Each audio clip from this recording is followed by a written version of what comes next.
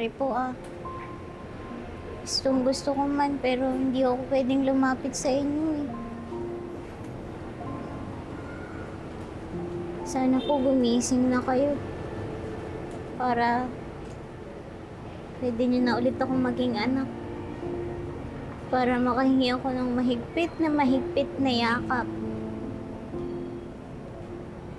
Yung klase ng yakap na makakatanggal ng lahat ng sakit na nararamdaman ko.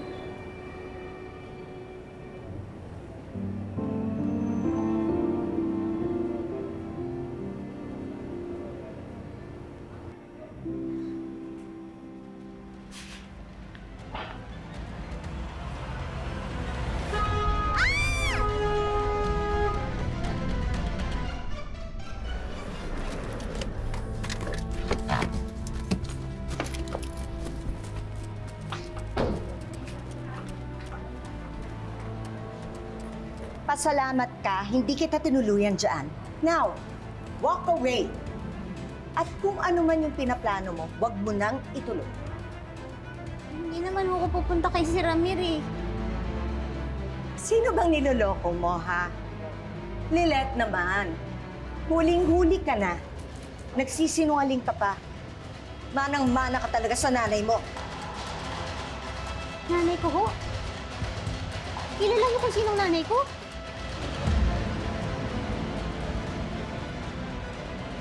Umalis ka dyan. I'm warning you. Ma'am, hindi narinig ko ho kayo eh. Ang sabi niyo, nagmana ako sa nanay ko. Kilala niyo siya, nasaan ho siya? Hindi ko alam. Tabi! Ma'am, sige! Dali, sabihin niyo na ho sa akin! Nasaan ho yung nanay ko, ma'am? Ano ba? Malamang. Kanino ka pa ba magmamana kundi sa nanay mo? Dahil hindi ka naman nagmana kay Ramir. Maganda ka sana kung nagmana ka sa kanya. Pero hindi naman. Stop pestering me, please. I don't want to answer your stupid questions. Stupid question? Siguro nga ho, stupid question para sa inyo. Dahil lumaki kayo sa masaya at kumpletong pamilya na pantasya lang sa iba. Yung klase ng buhay na walang kulang. Malaking katangahan ba, ma'am? Na gusto kong malaman kung sino talaga ako? Kung bakit kailangan ganito ako? Kung bakit lubak-lubak yung mga kasada sa buhay ko habang patag at simentado naman yung sa iba? Kung sa dulo pa ng lahat ng to, may nakaabang sa akin, dala-dala yung katanggap-tanggap na sagot sa napakalaking bakit sa buhay ko. Kung makikilala ko ba yung punot dulo ng lahat ng to? Yung babaeng nagluwal sa akin na pagkatapos ng ilang araw, iniwan lang din ako sa kalye. At kinayang kalimutan na lang ako.